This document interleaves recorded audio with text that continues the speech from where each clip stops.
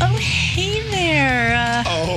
Hey there. How are you? I'm well. I'm Bradley. I'm Kate. This is the History Buffoons. I don't know why I said it that way. You sound like it, but too. I did. Dun, dun, dun, dun, dun. Well, I am joining up with the circus a couple weeks. You're just practicing? Yeah, I'm just getting ready for my performance. The Brewers. The Brewers have been kicking butt. They had that one loss so far, right? That's okay. It. That's okay. Out of what, 6 games?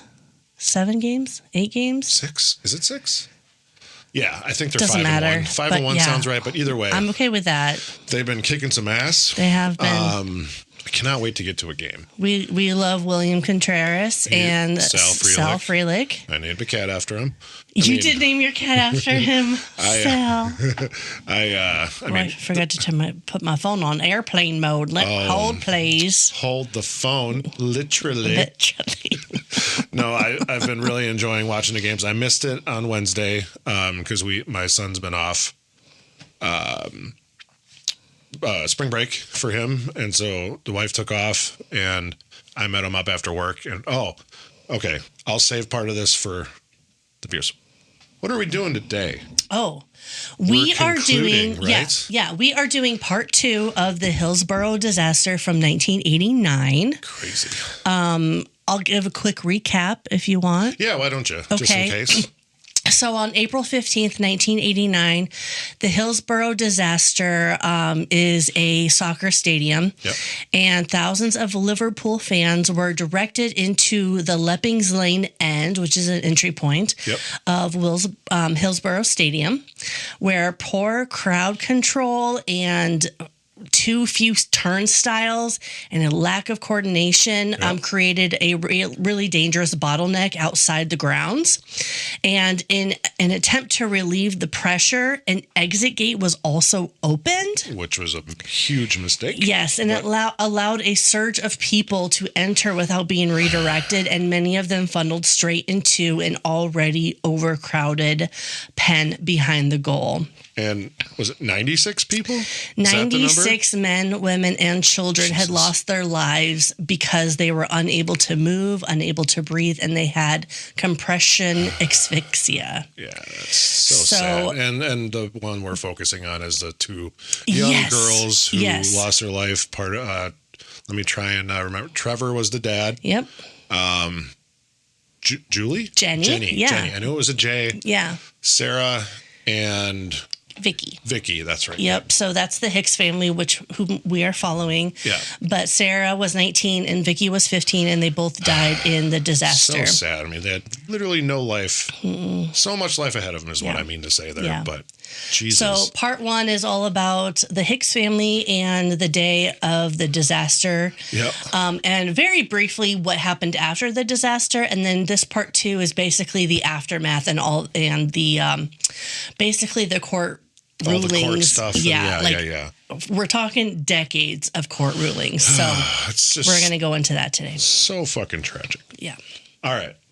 So what do we have to drink? So we have had some of their beers before. Okay. It was the hot dog, but it's not actually a hot dog. Oh, what was that called? Wasn't it just hot dog lager? Was it hot dog lager? That I got for you? Explorium Brew Pub. Explorium, not Plorium. Oh, thank you. Oh, hey, I got some of your cat hair on mine. Naturally. It's in your house, so there's cat hair. And Explorium Brew Pub from Greendale, Wisconsin. Yeah, so the place we went to on Wednesday, after I got done with work, I met the family at this. It's Southridge Mall is what it is. Okay. Fun fact, when Sarah's mom was still working, she actually worked, I think it was in HR, if I'm not mistaken, for Boston Store. She worked at that Boston Store in Southridge Mall. Boston Store is not a thing anymore. Is that Yonkers and... it's similar. Yeah. It's similar to a Yonkers. Yeah. That's right. You're not from around here, so you probably didn't know much about them. I don't know how worldwide or nationwide even... What's the H one? Hellsburg or something? No idea. They're from... So I grew up with Yonkers.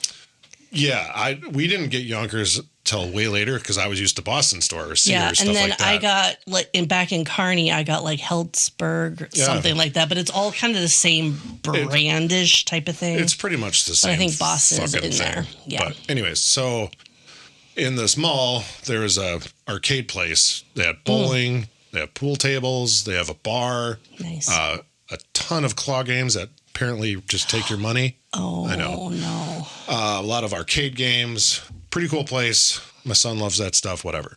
But I knew that this place was also, they had a place in there. Or I don't know if that's their main, it might even be their main place, to be honest. Anyways, so I go, we're doing our fun things. I'm like, all right, let's go look for this because I've never seen it. I haven't been to Southridge Mall in years. And we found it. I really wanted to have a beer. Yeah. So Sarah took the kids to the food court. Got They some don't need food. a beer. We'll just go. Yeah. So I went and said I was going to go up to the bar just because obviously I'm not eating there. And I'm like looking at the bar. There's guy here, seat guy, whatever. People. I'm like, I just kind of cozied up in between this lady and this other gentleman that was sitting there. Asked him for the beer menu. He's like, yeah, go ahead, whatever. And then I just eventually just said, is anyone sitting here? He's like, oh, no, you are, man. I'm like, all right, cool. So to cut this a little shorter, he's my son's fucking phy-ed teacher. What's a phy-ed? Physical education. Jim. Oh, Jim. He's my son's gym teacher. Gym teacher. Yeah. Awesome. We found all of this out through just random conversation. Over a beer. Over a couple beers. and it was really funny. He was a super nice guy. So this was that. So this was at their brew pub in Southridge Mall. So Explorium. So I have Lost in the Sauce, which is a VX series. Not sure what that is, but it's a hazy, which is I've had this before, so this isn't new to me. But I have the Swiss Hoffass Lager. Yeah. If I'm not German or Swiss, I guess it's more Swiss. Either way, yeah. I think you're gonna like it. I'm gonna open it now. Well, did you read like more of it? No, like just that it was from Glendale. No, like the style, isn't it? There wasn't. Oh, some... yeah, Swiss lager. Yeah, yeah, it's a Swiss lager aged in white oak. Yes. Yeah. So, cheers. Cheers. I have no nails because I'm a therapist now. Well, yeah.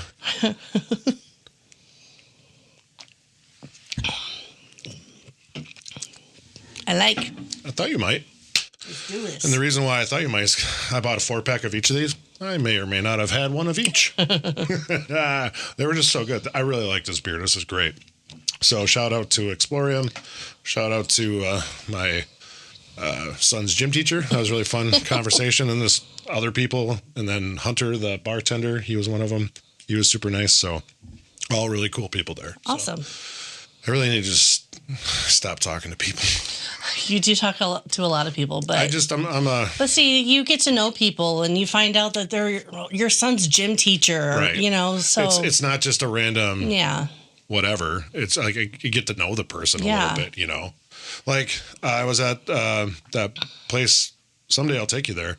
That bar that I like. That's not too far from my work, and I got to know the bartenders really well. And whatever, and I was there having a beer, and this young dude, I think he's 22, sat down, start shooting the shit with him.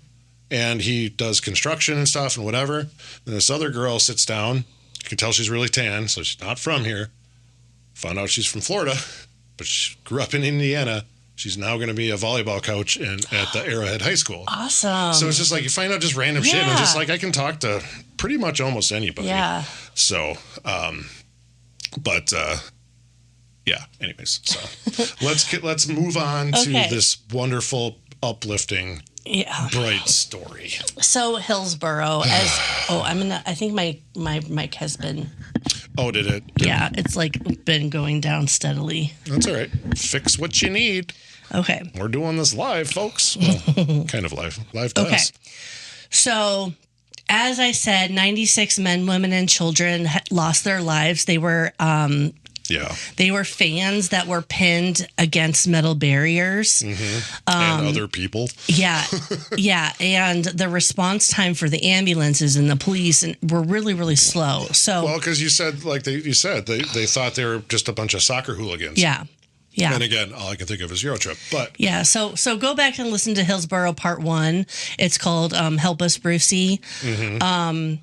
It's a really great episode. It's a good story. It needs to be told. It does, because it's such a tragic thing, and it's all because of some fucking people who just didn't want to take the blame, and they passed it along, which we'll probably hear a little more of in this episode, I'm sure. Yeah. But it's just negligence from certain people caused this fucking disaster. Yeah.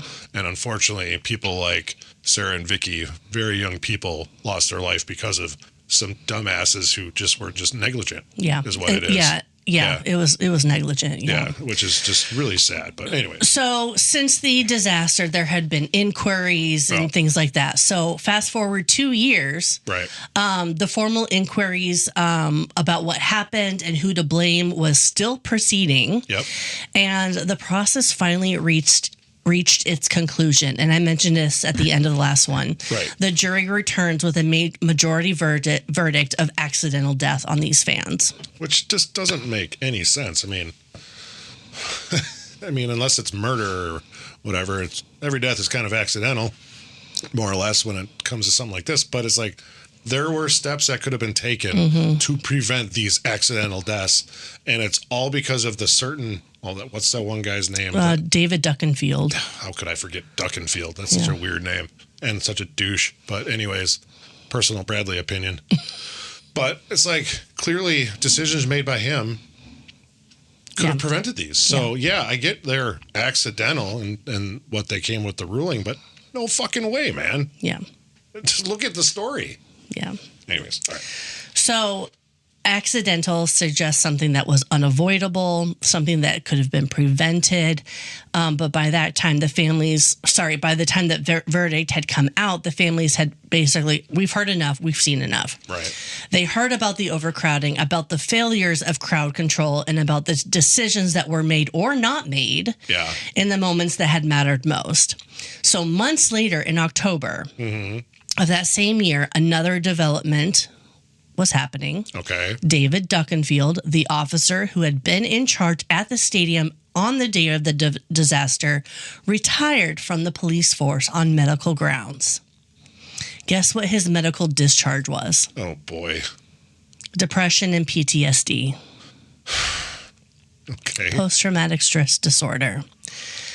So this kind of acknowledges the human impact of this disaster, not just the ones who were killed or the family of the family of the people killed, but also the people in charge. It was a massive disaster. Right. And it created problems in all areas. Jesus Christ. Okay. But him retiring also effectively removes him from the system before any meaningful accountability has been established. I don't see how that would remove him, though. Right? I mean, there would be no... He didn't die. No, but he's no longer on the police force. So even there's no longer a punishment, essentially, at least as far as his work life is concerned. Yeah, but I'm sorry. You were in charge during the timing of this. Just because you retired, so what you're telling me is I could go basically do something terrible at my job, but then retire, and I'm okay then? Right. I mean, that's horse shit. Right. So there is no public examination tied to his departure. There's no resolution. It's just an exit. But then on January 1992, disciplinary action against Superintendent Bernard Murray, the police control box commander on the day, was also dropped. What the fuck? So another potential revenue of accountability disappears. Now, I haven't spoken of Bernard Murray yet. He was the superintendent with the South Yorkshire Police, and on the day of the Hillsborough disaster, he was stationed in the police control box. The control box was essentially the nerve center inside the stadium. Sure. From there, he and his officers can monitor the crowd, watch watch CCTV feeds that are live. Couple bubbles. Hey. And they communicated with units on the ground. So Duckenfield was in overall command, but Murray was watching what happened in real time. So Murray's disciplinary action gets dropped. Okay. In 1993, for many of the families, the fight had already stretched far longer than they imagined it would. Right. And now they're having to navigate courts and legal language and decisions to keep pushing. And in November of 93, 6 representative families brought a judicial review hoping to overturn the inquest verdict of accidental death. Okay. When the ruling came down, it didn't exactly go their way. Oh, boy. Lord Justice McCowan decided that the inquest had been properly conducted. So for families like Trevor and Jenny Hicks, it was another moment where the door seemed to close as they were trying to push it far open. Right. By this point, so 1993, and my dates have varied between 91 and 93. Right. Jenny and Trevor have divorced. Oh, that's too bad. Yeah, so somewhere in that 2-year timeline. Things ultimately. Yeah, so Trevor worked near Hillsborough or somewhere north of London, and Jenny stayed in London. It had always been that way even before the accident. Oh, gotcha. He would leave Sunday night for work and not come home until like Friday night. Oh, wow. Yeah, so they were already basically living apart from each other. Okay. And after their initial grieving process, because I know grieving, it's different for everybody. Yeah. After their initial grieving process, it took quite a while to like get back into the swing of things. But eventually Trevor ended up going back to his routine of staying where his work is for 5 days. Right. And just over time, they ended up divorcing. That's too bad. Yeah. Okay. But Jenny actually relied heavily on her daughter's friends. Okay. She got to be really, really, really close friends with some of Sarah's close friends. Oh. Like they would grieve together. They would call each other and go out to dinners and stuff. And they were just a really good support system for her.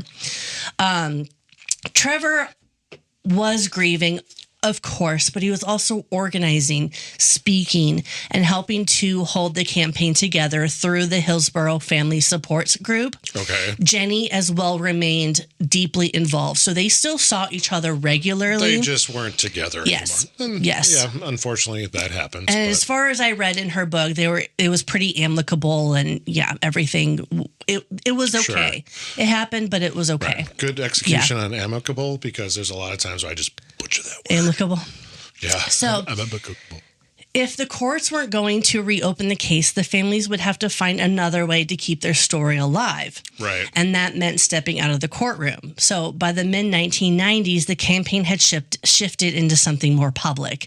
The fight was happening in interviews, in public statements, and increasingly how the story was being told to this wider world. Right, yeah. Then in December 1996, ITV, which is a British broadcast television network, aired a drama documentary written by Jimmy McGovern based on research by journalist Katie Jones.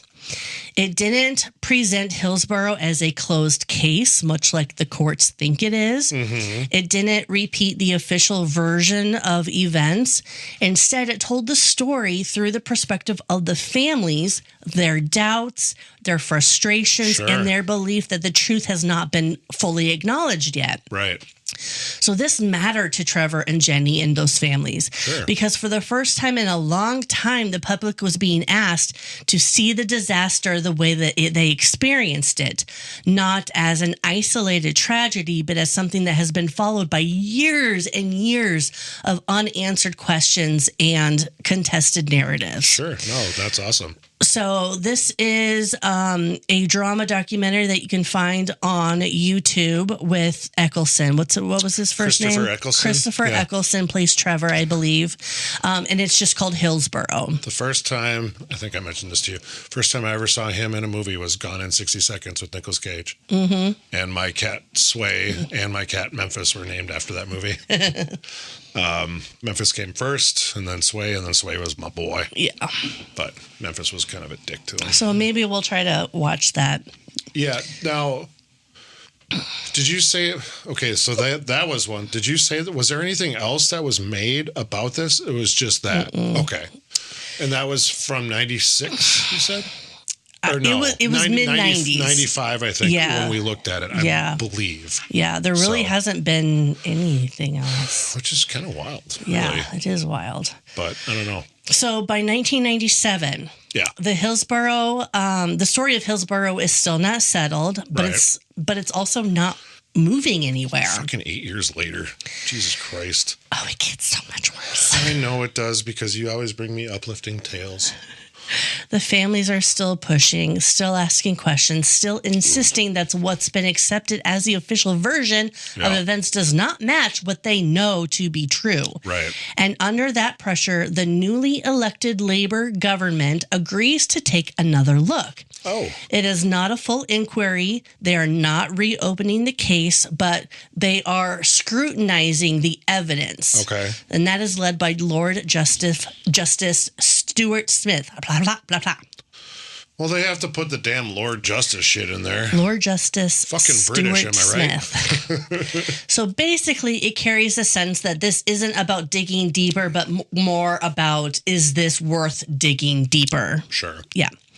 So as part of that review, something emerges. Ooh. It comes to light that South Yorkshire police had altered statements of 164 officers before those statements were submitted to the Taylor inquiry from 1990.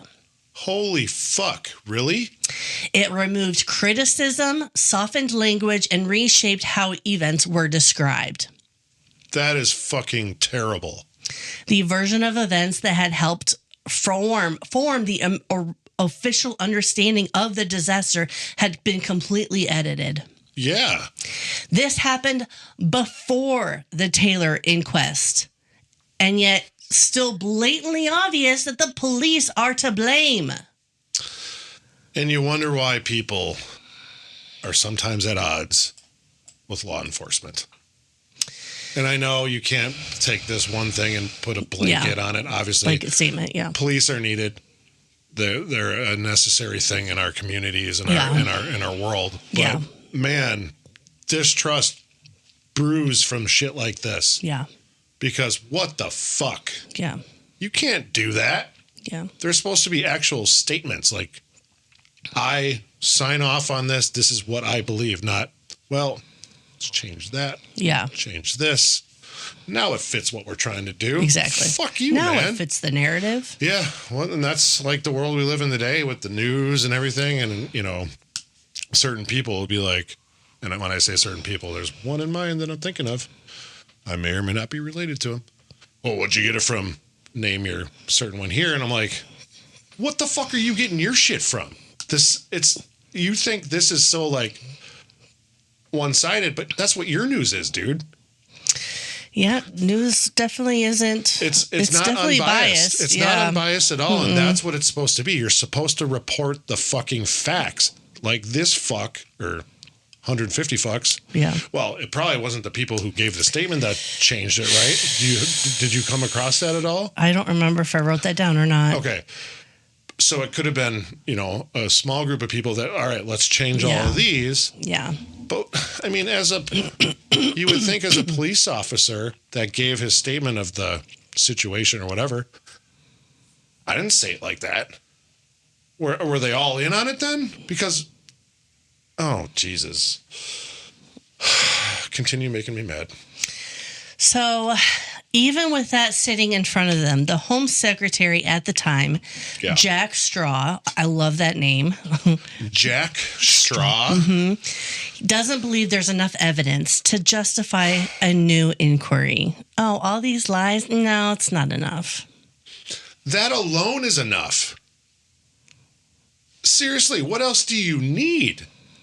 All these things were altered to better fit the police force that was in charge on this day. Mm-hmm. That's not enough? So, holy fuck. Jack Straw recognizes that saying that outright wouldn't sit well. Well, of course. And it wouldn't be accepted. So the conclusion comes with, this should come from the government. Sorry, shouldn't come from the government. I'm like, wait, what? It should come from someone independent, a judge, someone whose authority would make the decision feel final, even if the underlying questions remained. Yeah, because there's never been a fucking bad judge I before. know. Okay. Let's refer back to Georgia Tan, shall we? Oh, fuck Georgia Tan, that dumb bimbo. The Stuart Smith scrutiny goes ahead, and when it concludes, it does not recommend a new public inquiry. Despite the altered statements, despite the inconsistencies, despite everything the families have been raising for years, Right. the altered statements suggest that the original narrative was reshaped. The reluctance to reopen the case suggests that those questions weren't being fully pursued. Nope. For Trevor and Jenny Hicks, and for so many others, this is another point where the system chose to close ranks, and another moment where new evidence surfaces but leads absolutely nowhere. How frustrating. Extremely. I mean, how are you supposed to believe in the system? Like, what year are we? 97? 97, yeah. 97 now, yeah. 8 years. They've been dealing with the loss of their kids for 8 fucking years. I mean, shit. Vicky was the younger one. Yeah. She'd be 23 now if they didn't fuck this up. And Sarah would be 27. I mean, what the shit? Yeah. Fucking hell. So, by early 1998, because the years keep coming, That's the year I graduated high school. whatever hope they had come with the review the year before starts to slip again. In February, course. Lord Justice Stuart Smith delivers his conclusion. There are no grounds for criminal prosecutions and no reason to overturn the original inquest verdict. So despite the concerns that had been raised, despite the altered statements that had come to light, nothing is going to be reopened. And the government accepts this. Of course they do, because it doesn't cost them anything. And Home Secretary Jack Straw backs the decision, effectively closing the door once more. For the families, it's another moment where the possibility of progress is slipped out from underneath them like a freaking rug. Jack Straw should be more like Jack Shit. Fuck that guy. Each review, each decision, each opportunity to look again seems to end in the same place. Right. No accountability. So sad. So fucking sad. For Trevor Hicks, this is no longer a question of whether the system will correct itself. Nope. He's thinking, how long are they willing to keep pushing it? So his role within the Hillsborough Family Support Group isn't something that happens occasionally when he has the time. It is constant for him. Yeah, no doubt. He has meetings and statements and interviews, and he's organizing and he's responding. And the work doesn't stop even if the progress does and has. And behind all of that is the reality that every step forward in this campaign means that he is reliving the worst day of his life over and over again. Well, see, and that's the other thing too, is like he can't put this to bed. Who could? No one. And like, don't get me wrong, I've never have lost a child, thank God. But like, I understand how he can't put this to bed, but that's all they want, is so they can fucking move on. Yeah. You can never get over the loss of a child. There is a movie somewhere, streaming somewhere, with Colin Firth, of course, but I can't remember the name of it, Lockbridge or something. Yeah. Is it Lockbridge? That sounds right. Is that right? No. Continue on. Let me. So his family, he's got 2 daughters, I believe, and the oldest daughter. That wasn't a movie. That was a show. It was a mini like a mini series. Yeah, you're right. Series. Yeah. That sounds right. His youngest daughter flies home to college, I believe. Yeah, and that sounds right. The plane explodes, and all the passengers pass away. Yeah, and he spends decades. Yeah, we watched it. That That was really good. Yeah, he spent decades finding the truth of what happened on that flight. Yep. And he's just like Trevor. He was like the head of the support group, just fighting all the way. No, that was really good. Yeah, I forgot that we watched that. I need to look that up because if you haven't seen it, people who are listening, it is absolutely... Wasn't it Lockbridge? That sounds it's something right. like that. Yeah. And it just came out, last year? No, I think it's... maybe we watched it last year, but let me try to find it because it is worth it. Lockerbie, that's it. From 2005. You're right. Lockerbie yes. Is spelled Locrer. Nope, Lockerbie. Lockerbie: A Search for Truth. It's 5 episodes. Yeah, it was a limited series. It's super good. So good, and obviously Colin Firth. Am I right? And it's on Peacock Yes. or Apple TV. So, okay. Continuing on after that majestic sound. Okay, as of the late 1990s, turned into the early 2000s. Jesus Christ. The story begins to fade. Of course. They've been keeping up with this story, this exposure for so long, but it's starting to fade from the national spotlight. Well, and that's unfortunate, but understandable. Obviously, time moves on. Mm-hmm. And 9/11 happens. I know that's not in the same country. No, but it was a worldwide thing. It was a worldwide thing, yeah. And it's shit. I mean, come the turn of the century, it's already been 10 fucking years since 10 and a half years since this happened. Yeah. And, unfortunately, because you had asked me last episode, did you ever hear about this? I'm like, no, I don't fucking remember. But so when it happened, I was 10. Yeah. Not even. I was 9. My birthday would have been later in the year. Yeah. So, yeah, I was 9. I wouldn't have fucking heard that, obviously. No. So, of course, also being in the States doesn't help. I never heard about this. So this is really fucking fascinating and infuriating, too. Really? Yeah, because all these people want are just the fucking acknowledgement that this is what it actually was, not the bullshit that fucking article did. Yeah, the Sun. My fucking God. The Sun claimed that the fans were to blame because they were drunk and disorderly and they came late and they didn't have tickets and blah, blah, blah, blah, blah. None of which was true. That one picture that you showed me where it literally, you talked about it, the people in the next level up were pulling people. It's like, Jesus Christ. Why would people be doing that if they're unruly? Yeah. There's clearly something going on. Mm-hmm. Look into it, you fucks. So I put in some Bradley, as our editor, puts in pictures on our YouTube channel, History Buffoons Podcast, if you want to see some of the photos. But so there are no major announcements in the early 2000s, no inquiries, no dramatic developments. On the surface, it looks as if Hillsborough has been settled, filed away as a tragedy, and concluded. Okay. But of course, the families keep meeting. They keep organizing. Nope. Yep. They keep speaking when they're given the chance, even when those chances become less frequent. So they push for documents. They question insecurities. They hold on to details that others have moved on from. They are doing their due diligence times 1,000 to get the truth out there. Well, and it's important to get the truth out there because, again, you can't. The facts are facts. And one of my fucking favorite sayings is, this is my truth. This is my truth. No, that's your fucking opinion. It's not a truth. And they're trying to get past that kind of bullshit and be like, no, this is what fucking happened. Yeah.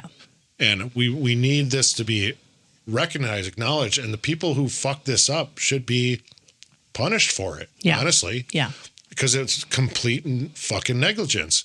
And you can't just be like, well, I'm going to retire because I got PTSD because I fucked up. Yeah. Without saying I did. Yeah. Mm-hmm. So can't touch me. So years pass. Yeah. Quietly. By 2009. Jesus Christ. 20 years later. Sorry, I got real low. 2009. 20 years have passed since the Hillsborough disaster. That is crazy.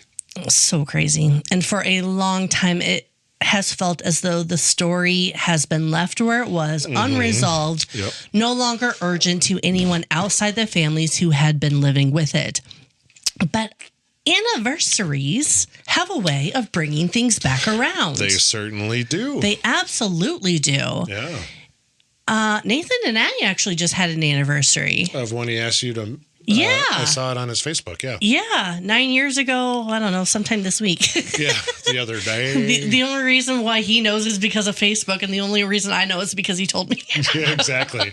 And I think in his post, and again, I very rarely go on Facebook. Yeah. But I happen to for some, my old high school buddy who lives very close to me now, which is funny. We grew up in Pewaukee, a little bit further away, and I run into him all the time. So he'll send me just random funny shit. Yeah. And it's usually through Facebook. Yeah. So he sent me something, and then when I backed out, I'm on Facebook. Yeah. Nathan's post, and it's like, I'm going to butcher it because I don't remember word for word, but it's like something where it's like, yeah, it's the anniversary of the day she said. All right. Or whatever. Something like that. I don't know if that's the exact word he used, but it's like, yeah. All right. All right. So, yeah, that's right. I saw that. That's funny. Yeah. Anyways. So anniversaries have a way of coming back around. All right. So in April 2009, The Guardian, another publication in England, I've heard of them, yeah, publishes a piece revisiting Hillsborough as an ongoing injustice. So, good. They got it right. Absolutely. Well, at least the Sun didn't fucking do it. Yeah. The pieces of shit. So it lays out what the families have been saying for years, that the official version of events never matched the reality, that questions remained unanswered, and that the truth has never been fully acknowledged, or that people are being held accountable. I have a question. Shoot. I don't know if you come across this. If you did come across this, you say this later. Is that stadium still open? It is. Did they do some fucking renovations? They did. Thank fucking. Do you get into that at all? Or I don't think you I just do, came but across they. it? Okay. I think I did. No, I don't. No, I don't get into it. But they did. They don't have any standing room. If I'm correct, they don't have any. They shouldn't. Yeah, they don't have any standing room. Fucking They're hell. all seats now. That one picture where they show the. What was the bar you called it? What was the name of it? Anti-crush bar or something. Again, that's in our in the last episode. Episode on our YouTube channel. Oh my God. Fuck you, dude. Yeah. Those are just mangled. They're metal guards that were completely mangled because of the pressure of the people. Yeah, they were literally pushed, like the metal broke because of how much pressure was on it. Think of that. Holy fuck. Yeah. Anyways, I was curious if it was still open because of this story. Okay. Yep. So, for many people reading it, this is not new information, but it feels new because it hasn't been in front of them in a long time. Oh, of course. So, well, and it's a new generation. 20 years. I mean, yeah, exactly. That's a long fucking. A lot can happen. More people, new people that didn't know about it, whatever it might be. Or people who are now in a legal position to do something about it, who didn't before. Okay, just think you were 4 when that happened, and you're in England, right? Almost 4. I'm 3.5. Okay. I wasn't meaning you specifically, but yeah. But I was. Let's talk about Kate. You're 3.5. I'm 3.5. This happens. Yeah. You don't fucking know what's going on. You're still like, ooh, doll or whatever, But 20 years later, years now, you're now 23.5. I'm in law school. No, she wasn't. I wasn't.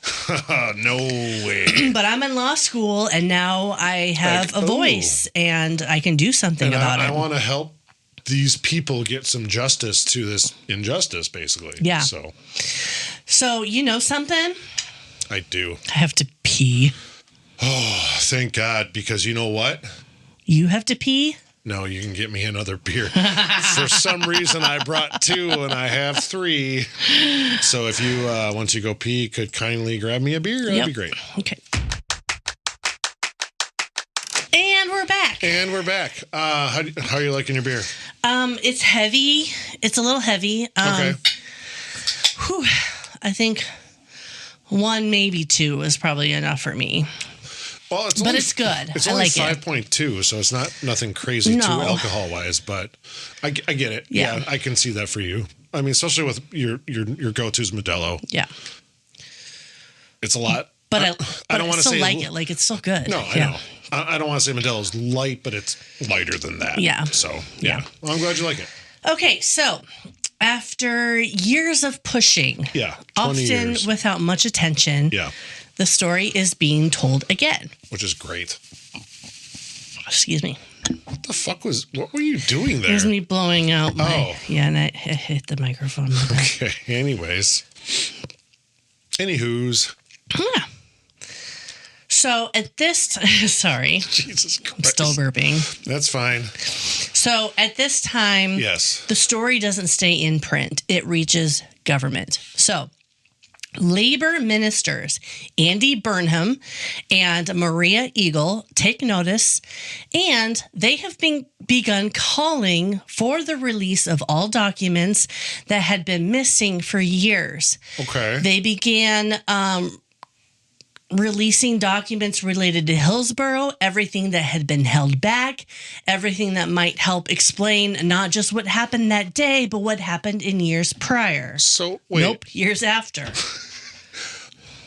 What was held back?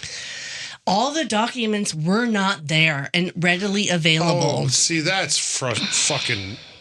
I want to say frustrating, infuriating. Mm-hmm. What the fuck?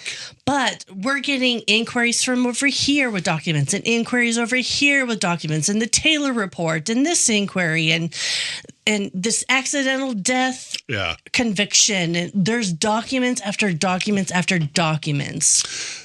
This might be something you never even came across, didn't hear, doesn't matter. Do you need a Q-tip? Probably. Damn. Okay. It itches. She's getting there nice and deep like. Wow, thanks for derailing my question. Documents. Stuff and things. From inquiry. Q-tip. Oh, shit. What was I just going to ask? Sorry. That's all right. I shouldn't have looked up. I shouldn't have looked at you. Fucking hell. All right, continue. Maybe it'll come back to me. Sorry about that. It was a relevant question, too. I actually thought it was a pretty good question. Oh, I'm sorry. It's okay. So, just days later on April 15th. The anniversary? Yep. To the day. Thousands gather for the 20th anniversary memorial service. Where did they gather? At the stadium or... Yes, I believe it was at the stadium. Okay. Mm-hmm. In a moment of embrace. Yeah. 2 decades... So many questions here hanging in the air. Andy Burnham, one of the labor ministers, stands to speak, representing the government, delivering what was meant to be a formal address. Okay. But as he begins, the crowd starts chanting, quote, "Justice for the 96. Justice for the 96. I'm with him. Yeah. Fuck, I would have done that. I would have been 29 and a half. It starts in one section and then it spreads and it grows louder, more unified, and it just takes over the moment entirely. And Burnham just can't continue, which is okay. It's okay. It's a good thing. Yeah, actually. it's okay. Yeah. Because the call for full disclosure, the release of the documents, the opening of the record is no longer just coming from these families. It is being taken up by the government. And now it's being backed by the Prime Minister Gordon Brown's administration, turning something that had been dismissed into something that now has momentum behind it. Okay. So by 2012... Jesus Christ. That's the year the world was supposed to end. More than 2 decades have passed. And in September, the Hillsborough Independent Panel releases its report, the result of reviewing over... Oh, guess how many documents? Go ahead and guess. 17,000. Much higher. Seriously? Oh, yeah. I was going to say 1,700. I'm like, I'm going to go ridiculous. And it was higher than 17,000? Much higher. What's the number? Almost 500,000 documents. Holy fuck. 450,000 documents. Shit. I would have never got that fucking number. Holy crap. That is a lot of fucking documents. Oh my God. That's insane. That's going to take a decade to go through. Well, I mean, they've already waited 23 years. What's another fucking 10? Fuckers. And in these documents, there are still material that has never been fully examined before. And that is bullshit. Complete fucking bullshit. If they did it right the first time, there would not be 450,000 documents, but maybe 7,500 documents. But the problem is, you had people who are saving their own ass. Yeah. They fucking altered fucking statements to save their own ass. And that's horseshit. 450,000 documents is not 450,000 pages. It's 450,000 documents. Which could be multiple fucking pages per holy crap. It's not like it's each one is a paragraph. No. No. Jesus Christ. That's insane. Wow. Okay. Yeah. So at the center of that work is Professor Phil Scranton, who has spent years documenting what the families had been saying since the beginning. Good. That story wasn't complete, that it hasn't been told honestly. And now they have confirmation that police failures were far more serious than they had publicly acknowledged. Confirmation that the response on the day had been inadequate. And perhaps most significantly, confirmation that the narrative blaming the fans have been actively shaped. Clearly. For the families, including Trevor and Jenny Hicks, this is the moment they had been working towards for over 20 years. 23 years. The sense that they had been saying all along is no longer being dismissed or minimized and is finally taken seriously. In Parliament, Prime Minister David Cameron issued a formal apology to the families, acknowledging that what happened at Hillsborough and the years after that was wrong. Not just the disaster itself, but the way it had been handled. The way the story had been allowed to settle in the wrong place. I'm not saying this to make light of what happened, obviously, and you know that with me. Accidents, and I use that very loosely because they said accidental deaths and all that. Accidental death. Things happen. Yes. They're tragic. Yes. They're not good. We know that. This is not a perfect society. Correct. Right. Things fucking happen. Yeah. I could live with that.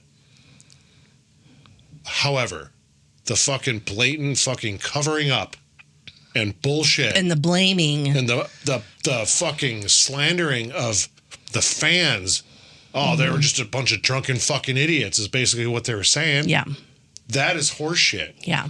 Now, obviously, would we rather have those 96 people alive? Yeah, because we're in fucking 2012, 23 years later. The youngest of the family we're focusing on, the Hicks family, would be 30 fucking 8. Could have a family, could have multiple kids of her own. And the youngest kid that was a victim was 10. Jesus Christ. Fucking 33 at this point. Yeah. Because of some negligence from some stupid fucks. And that is horrible, terrible, shitty fucking circumstance. Yeah. But even with that being said, the lying about it is I'm worse. I'm not going to say way worse because losing your kids, again, fucking tragic. I couldn't fathom that. But holy fuck. About fucking time someone... But again, 23 years later, what's the Prime Minister's name? David Cameron. Why don't I remember him? Anyways, sorry. I know I remembered a couple of them, but not all of the Prime Ministers. Yeah, I'm the same, but I also don't... I actively don't follow politics because all it does is cause arguments and fucking anger. Yeah. Great. Thank you. Thank you for the words. And now you can't blame David Cameron because no. he wasn't in He's speaking charge. on behalf of others, Correct. negligent, stupid people. Correct. So obviously, I'm not focusing this against David Cameron, but it's like cool. I don't know. Maybe if these police force would have done their job, I'd have my daughters. But okay, cool. Yeah. But again, not against David Cameron.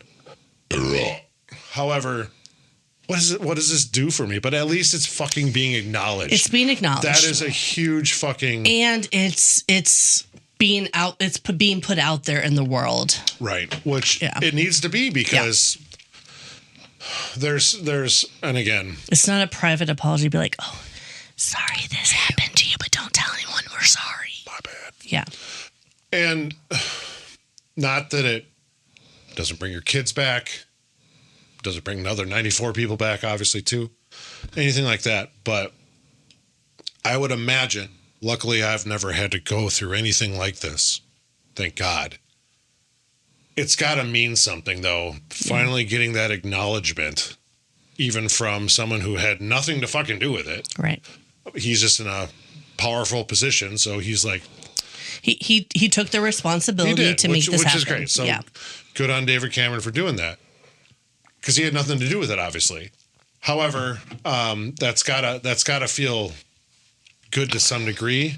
Again, it's never going to bring your kids back. It's never going to bring so much comfort that, like, I lost my kids, whatever. Obviously not. Right. But it's nice that it's acknowledged. Yeah. Is all I'm trying to say in a long-winded fucking way. So... Home Secretary Theresa May accepts the findings and orders a new criminal investigation, and they call it Operation Resolve. Good. And they're tasked with re-examining the disaster from the ground up. Okay. So at the same time, the Independent Police Complaints Commission launches its own investigation into how the case had been handled after the fact, including the conduct of officers and the handling of evidence. Right. After years of doors closing, one after another, they finally begin to reopen. And then just a few months later, a piece falls into place. In December, the original inquest verdict, accidental death, was squashed by the High Court. Good. Lord Chief Justice Igor Judge, because of course his last name is Judge. No, you're skipping over the best part. His name is fucking Igor? Yeah. That is fucking... Igor Judge. Igor Judge to the fucking... Igor, that is so fucking great. I love that name.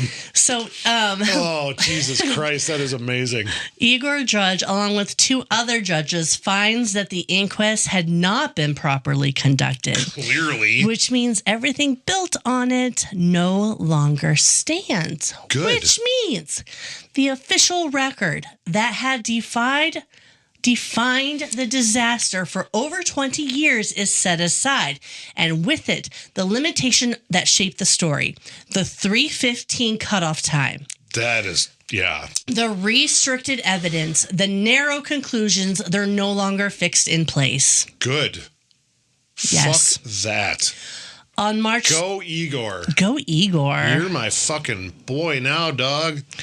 On March 31st, 2014. Jesus Christ. New inquests begin in Birchwood, Warrington. They are detailed, they are methodical, and they are expansive. Evidence is revisited and testimony is heard again. Decisions made on the day are examined in full without the restriction that had shaped the earlier process, like the 3:15 cutoff. Which was still just fucking wild. Right. That was like the point of no return or whatever. Yeah. It's like, what? Wait, what? No.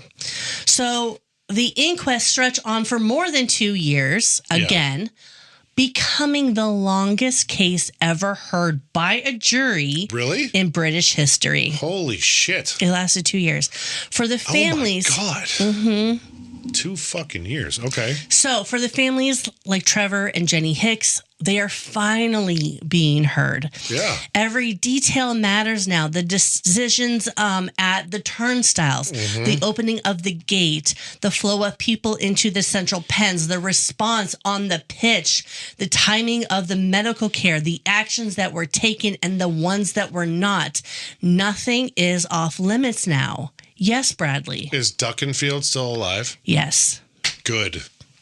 Slowly, over these 2 years, a fuller picture finally begins to emerge. That on April of 2016, that process reaches its conclusion and the jury delivers its verdict.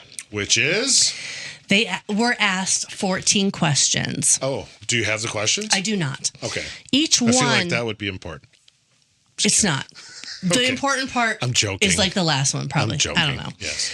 Each of those 14 questions were designed to break down the disaster into more component parts, to examine responsibility, not as a single moment, but more of a series of moments and decisions and conditions that came together. Okay. The 96 people who died at Hillsborough are found to have been unlawfully killed. Not accidentally, not inevitably, unlawfully killed. Unawfully. Wow, that was unawful. That is our title. I don't want to put killed in the title.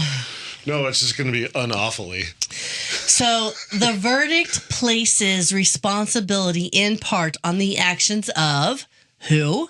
Duckenfield. David Duckenfield. Fuck that guy. David, if you're still around, fuck you. Yeah. Seriously, you fucked this shit up. He identified as gross negligence in a way that the situation was handled that day. It is really gross. You're not wrong. It's also recognized that what happened was not the result of a single failure, but a series of them. 100%. Quote, errors. Wow. Error. That was Eurotrip coming through. Bringing it back fucking twice. Errors and emissions. Actually, I think our title should be gross negligence. So errors and emissions by the police operation contributed to the disaster. Failures by the South Yorkshire Ambulance Service also played a role. The stadium... Because again, only fucking one made it in. And one made it out, yes, if you will. Ah, that's so awful. I mean, luckily or unluckily, it doesn't matter because she died. The Hicks were on it. Well, one of them was. Two of them were, but Vicky Hicks was the only one taken by ambulance. Yeah, because Sarah was still on the pitch or whatever. But, I mean, it didn't matter. She still ended up passing. So it's like, well, okay. And by the way, I'd just like to give a personal negative shout out to that fucking nurse. Yeah, that nurse was awful. I don't have her name, and that's probably a good thing. That's probably a good thing because she probably feels guilty already. She's fucking better. Okay. Anyways, all right. So the stadium itself, its design, its layout, its lack of valid safety certificate, which they did not have. Seriously? They did not have a valid safety certificate, which apparently is the thing that they need over there. Okay. If that's the thing they need and they don't have it. Gross negligence. What the fuck? Why was this ever even a fucking question? Even the preparation of the match by Sheffield Wednesday Football Club, whose home stadium is Hillsborough. Sheffield Wednesday is the football club. That's so weird. I don't know, but it's the home stadium. Is there a Sheffield Thursday? I don't know, Bradley. Sorry, go on. I questioned Wednesday as well, but I didn't question it enough to look it up. Okay, fair enough. But it is the home stadium of Hillsborough. Yeah. It is also the preparation of the match by that football club is also considered within that chain of events. And then, most significantly, the jury addresses something that has hung in the air for fucking decades. What? They find no behavior on the part of Liverpool fans or supporters contributed to the situation. No late arrivals, no disorder, no blame, no drunken hooliganism. It was not the fans' fault. Now, did some probably have some beers prior? Oh, for sure. We've tailgated. Oh, for sure. I've tailgated my whole fucking life, going to Packers games, Brewers games, whatever. I'm sure I would tailgate with my parents if I still lived nearby. Yeah. Heck yeah. And were there beers probably had? Yes. That doesn't mean you can't instantly go, they're all fucking drunks. Mm-mm. They're all drunkards and they don't know what they're doing. It's on them. Yeah. I don't know why I'm doing this voice, but what the fuck? But after more than 20 years of accusation and implication from the freaking Sun, the supporters are fully and formally exonerated. And for the families, this is the moment where everything they have been saying is finally recognized in the official record. Wow. Burping, burping, burping. Maybe that's the title. All right. Anyways. Excuse me. Jesus Christ. By 2017, because of course we're still going. God damn. The momentum that had building started to translate into criminal charges now. Good. Duckenfield. Yes. Yes! In June of 2017. Yeah. Following of years of work under that Operation Resolve. Give me some good news. The Crown prosecute. Oh God. Kate is not a wordsmith. The Crown Prosecution Service. There it is. Announced that David Duckenfield, the officer in command on the day of disaster, will be charged with manslaughter by gross negligence. There is a little caveat. Of course. It's okay. I feel like it's okay. Does he not have to serve time because of it? So long ago. The charge relates to 95 of the 96 victims that died that day. Who's the one that they didn't fucking give? They cannot include Tony Bland, who was the 96th victim because he died several years later. Oh. In 1993, after being in a persistent vegetative state since the disaster. Okay, fuck off. That is horseshit. Yeah. The gap between the event and the death places it outside the legal framework for the charge. Okay, I get it, but clearly that's why he fucking died. He was in a vegetative state since fucking 1989, dies four fucking years later because he's been in a vegetative state since 1989. But clearly, we can't charge him with that one. Yeah. Okay, so 95 counts. What did he get? So, let me continue. All right. At the same time, attention is also on Graham Mackerel, the Sheffield Wednesday Club secretary and safety officer. Safety at the time, is also charged, this time under safety legislation relating to the way the stadium had been managed and prepared. Okay. So it reflects something. It reflects something the 2016 inquest had already made clear. Yeah. That what happened at Hillsborough wasn't the fault of a single failure, but a series of them. Multiple failures, yes. Later that same year, another piece of story shifts, this time not focused on what happened in 1989, but what happened afterward. Right. In November, Bishop James Jones published a report commissioned by the Home Secretary, Theresa May. It's not about assigning blame. It's about how the families were treated in the years that followed and how the system responded to them when they were at their most vulnerable. Sure. What it lays out is the report sets out 25, quote, points of learning. Recommendations designed to prevent something like this from happening again. Not just the tragedy, but also the response. Sure.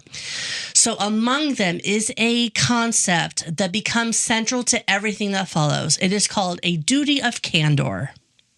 It sounds like a movie. Yeah. Right? Duty of Candour, out this June. Sorry. That public authorities, including the police, should be required to act openly and honestly after major events. What? Why does that even need to be said? Why is that what not a novel idea? Duty of Candour. All right, new fucking title. Because they just keep coming apparently lately. Why?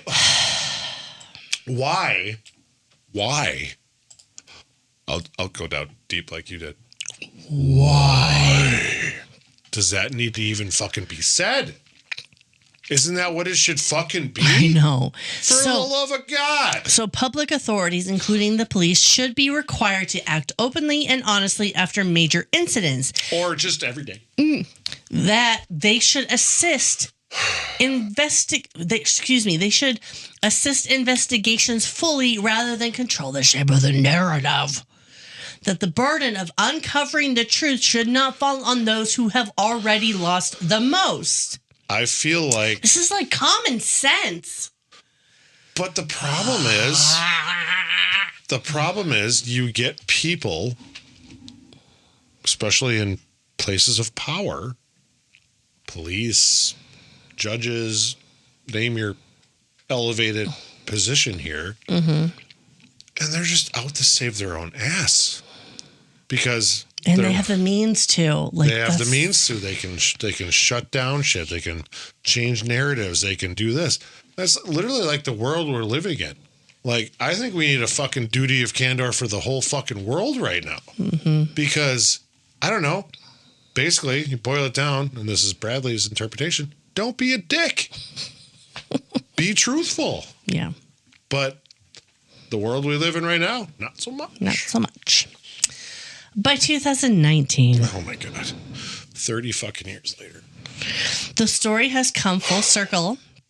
30 years after the Hillsborough disaster, the question of criminal responsibility is finally in the courtroom.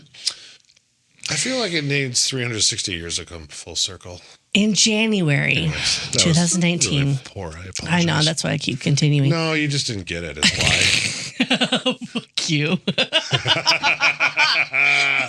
Did you get it? I didn't hear you.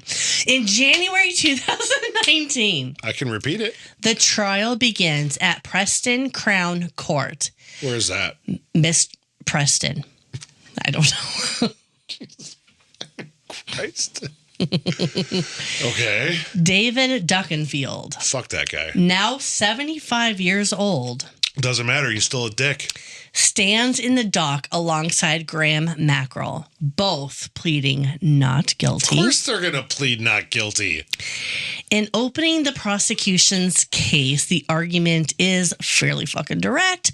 Duckenfield's responsibility, they say, comes from his role as match commander, the decisions he made, and the failures and how he managed the situation as it unfolded. Yeah. It is framed not as a single mistake, but as a failure of duty, a breakdown in responsibility at the highest level on that day. Yep. Of course, the defense argues. Of course. I mean, that's why they're there. And that's part of their job. You got to let them do that. It's like saying, why do you defend like criminals? Well, because that's their job. Yeah. I mean, it's weird. Yeah. If you think about it, but it's their job. Yeah. So the defense argues that Duckenfield is being singled out.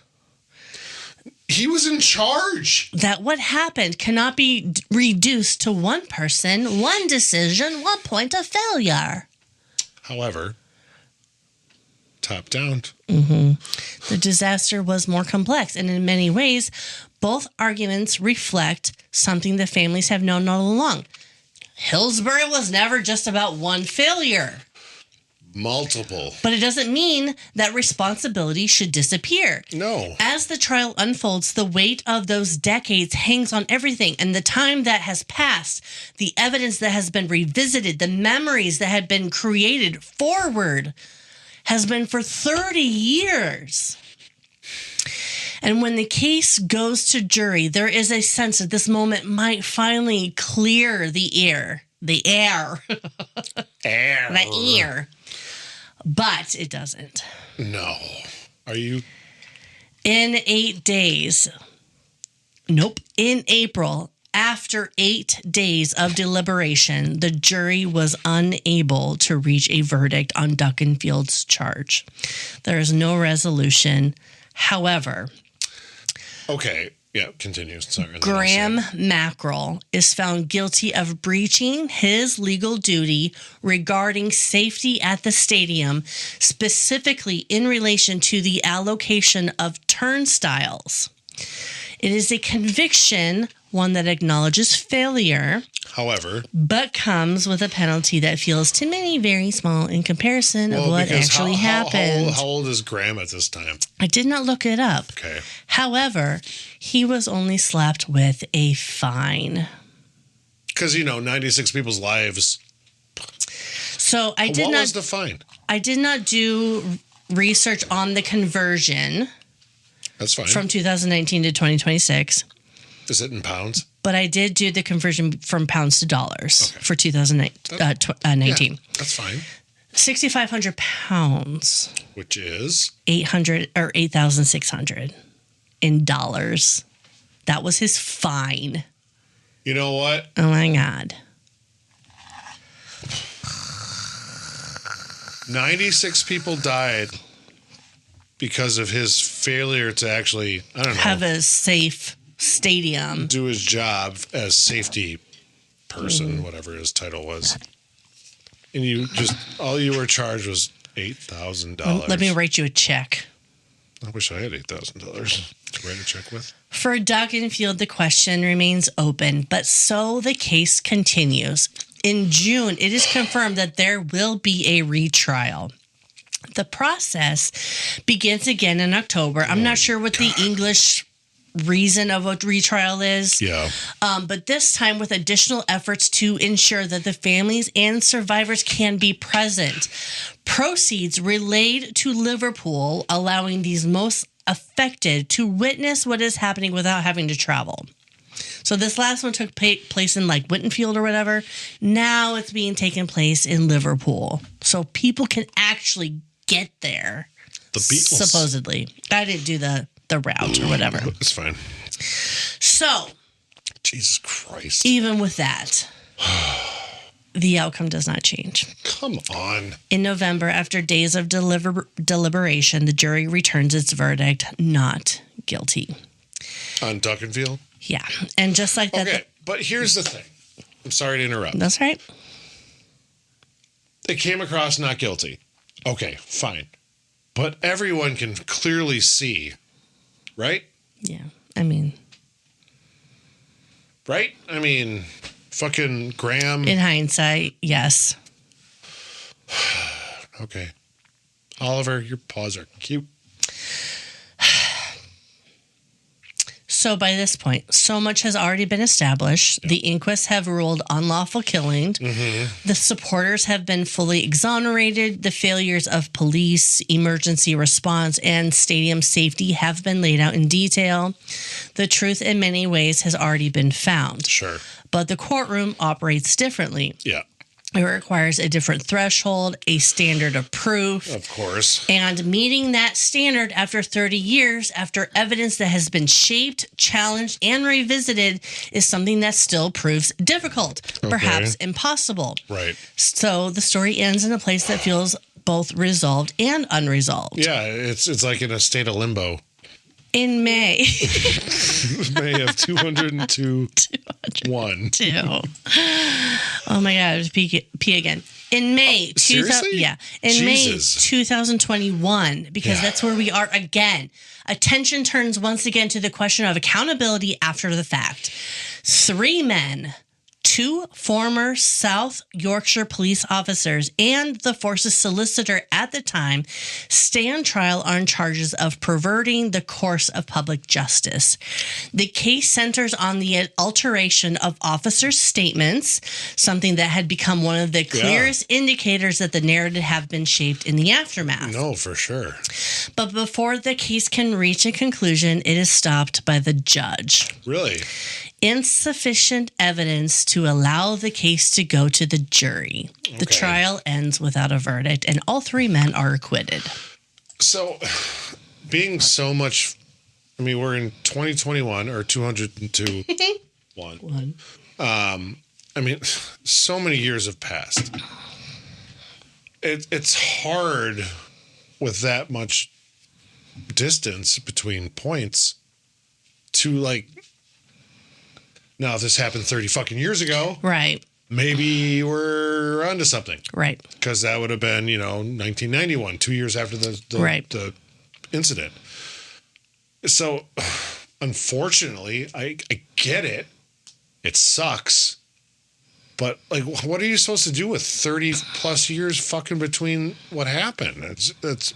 But then the Taylor report, the Taylor inquiry that happened just January of 1990. Yeah, not even a year later. Like, had all the evidence out there. Well, did they? Maybe not the police side of things, but whatever. Okay. Do you know who should have also gotten sued or tried or whatever is the fucking son? Oh, I know. For fucking slander. Slander. I was going to say slibel. Slibel. Slander and libel. I hate being fucking slibeled. Okay. Yes. So just days later, another development takes shape. Okay. South Yorkshire Police, along with West Midlands Police, agrees to a settlement with more than 600 people, families, and survivors, acknowledging the harm caused by the way the disaster had been handled forward. Not just the event itself, but the campaign that followed it. The false narratives, the attempt to shift blame, the emotional and psychological toll of having to fight for years against a version of events that did not reflect reality. Yep. Compensation is offered for trauma, for psychiatric damage, for the long-term impact of what the families have been described as a cover-up. Okay. Well, it was a cover-up. So that happened. And then in July, something happens that changes the story again. Oh, for fuck's sake. Okay. This one is sad. Oh. The coroner rules that Andrew Devine, who had lived more than 30 years with the effects of catastrophic brain injuries sustained in the sustained in the crush, died as a direct result of those injuries. 30 years after the initial injury, he finally dies. And they say that it is because of the Hillsborough disaster. He makes the 97th victim. Jesus Christ. That is sad. By 2023. Oh, Jesus Christ, 3 fucking years ago. The government formally responds to the report written by Bishop James Jones years earlier.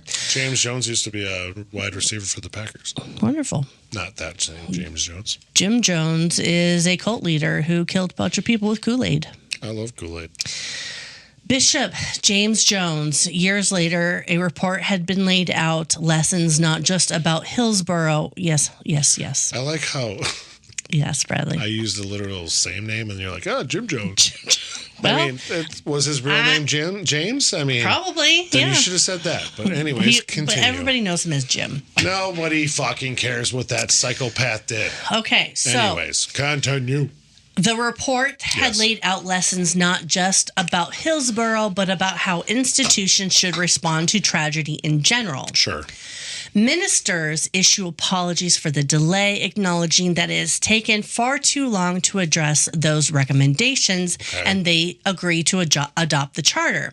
They accept the idea that of a duty of candor, an expectation... I love that name, by the way. ...that police and public authorities should act openly and honestly in the aftermath of major events. Okay. The government declines to introduce what has become known as Hillsborough Law, a proposal that would make the duty of candor a legal requirement and ensure that bereaved families have equal access to legal resources when facing public authorities. In other words, the principle is accepted, but the enforcement is not. Right. For Trevor and Jenny Hicks, and for the families who have carried this forward for more than 3 decades, that complexity is part of the reality that they have lived for this long. 34 fucking years. Hillsborough was never just about a single day, but it was about everything that also happened since. Well, it started with the day, obviously, But it's everything, those families and friends. Honestly, it started with the build of the Hillsborough Stadium. Well, yeah, technically. And its safety regulations. And fucking Graham, that piece of shit. By 2025. God damn. More than 3 decades after the Hillsborough disaster, in September, the government introduces, finally, Hillsborough law. Thank God. This time it's brought into Parliament as legislation under Prime Minister Keir Starmer's Labour government. I'm sorry, I don't know who that person is, but I think or how it's pronounced. The current Prime Minister. I just don't know how to pronounce it. No, that's okay. The proposal establishes a statutory duty for police officers, public officials, and authorities to act with candor, transparency, and frankness in the aftermath of major incidents. So is it Candour or is it Candour? I like Candour. Because I think it's Candour. No, it's Candour. I'm pretty sure it sounds like Gondor. I think of Endor. It's from Return of the Jedi. No, it's Gondor from Lord of the Rings. We're going to the duty of Candour. Duty of Candour. It's not whatever you said. That is it's not right. Literally the name. It's not right. It's not Candour. It's Candour. Can we, after this episode concludes, confirm that? No, please? No, it's Candour. Okay. I'm the one who wrote it. It's Candour. So that's what makes me nervous. In simple terms. Candour. No. It aims to ensure that what happened after Hillsborough, altered statements, withheld information, cannot happen in the same way ever again. Right. But even there, the story continues to unfold. Because introducing a law is one thing, what follows is just as important, and that becomes clear in December of 2025. 4 months ago. That's, well, no, 5. 5 months ago. Well, depending on the date, but yes. The Independent Office for Police. The Independent Office for Police Conduct releases the finding of its long-running investigation into both the disaster itself and what happened afterwards. Not just the decisions made on the day, but handling of the evidence, the conduct of officers, and the broader institutional response in the years that followed. Okay. A final piece of the puzzle. A formal examination of the aftermath. The same aftermath that the families had been questioning for decades. Yes. And its publication serves as a reminder of something that has been true throughout the entire fucking story. The Hillsborough event was never about a single event. It was about how it was understood, how it was recorded, how it was challenged, how it was shaped, how it was controlled, how it was denied. No more than 35 years later, those layers are still being uncovered, 36. Still being examined, still being turned into lessons that might shape what happens next. And we're in 2026 now, and it's not final yet. Like, it's crazy. It's still not final. Fucking wild that it's taken this long and it's still not fucking done. Let me end on this. Yes. Trevor Hicks was the chairman and later president of the Hillsborough Family Support Group. Good. He was one of the most visible voices representing the families through decades of legal battles, inquiries, and public scrutiny. Go on. Did he pass? No. Oh, thank God. Trevor fought... I thought that's where you were fucking going. Sorry, like, come on. No. Trevor fought for justice for his daughters, Sarah and Victoria, and the other victims for 3 decades. He has continued to speak publicly about Hillsborough, helping to shape reforms and ensure what happens has not been forgotten. He lives in Sheffield and remains involved in community and advocacy work connected to the legacy of Hillsborough. Jenny Hicks was the vice president and the longest-serving committee member of the Hillsborough Family Support Group. The group ceased to exist as of January 1st, 2021. She fought for justice for her daughters and the other 95 victims for over 3 decades. Mm-hmm. Jenny wrote the book One Day in April, Hillsborough, A Mother's Story in 2022. Okay. And that is where I got most of my information. Nice. She lives in Liverpool and volunteers as a school governor for young people who have been excluded from mainstream education. And that is the story of the Hillsborough disaster of 1989 and its aftermath. I know we have a limited audience, and I love it if people even made it this far in our episode. We do this because we like it, and stories like this are fucking tragic, depressing, but also inspiring. And they need to be shared. And they need to be shared. And so I give a huge shout out to Trevor and to Jenny, who will never hear this, and that's okay. You hear this, and this is what we do. It's for you and me, honestly. Good on them. Losing your kids so young. I mean, they're 15 and 19. What the fuck? Yeah. And they kept fighting for them and for the other, not just for their kids, but for everyone who lost their life that day. Everyone was just as important. And they were. And obviously, their kids were more important to them. However, everyone was equally as important that lost their life that day because of some bullshit and the fact that they have basically had to wait this long, and it's still technically ongoing. People know, though, clearly. Oh, we know. You know, yeah, you might not get a conviction on fucking duck and field douchebag or whatever, but people know. And it sucks not to have that hard ending with a conviction. The finality of it. Correct. Yeah. But good on Trevor. Good on Jenny.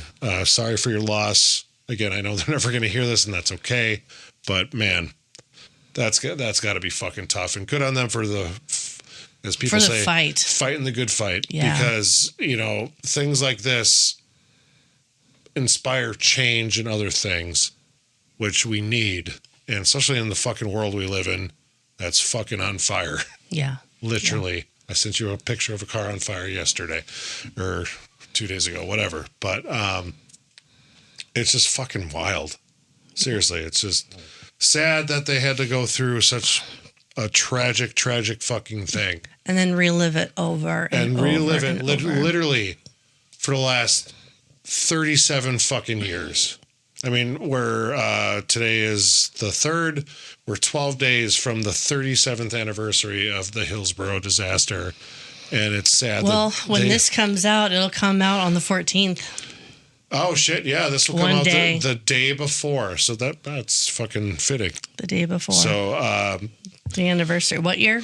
1989. 37 years. So. One day before. Yeah. 37-year anniversary. Cheers to Trevor. Cheers to Jenny. Cheers. I finished all my beers. Did you like them? They were delicious. Mine is also delish. Okay, good. I'm glad you like it. And obviously not just to Trevor and Jenny, but everyone who lost a friend, a family member, what doesn't matter.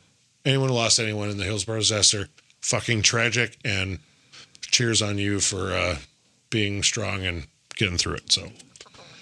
Welp. I suppose. All right, buffoons. That's it for today's episode. Buckle up because we've got another historical adventure waiting for you next time. Feeling hungry for more buffoonery?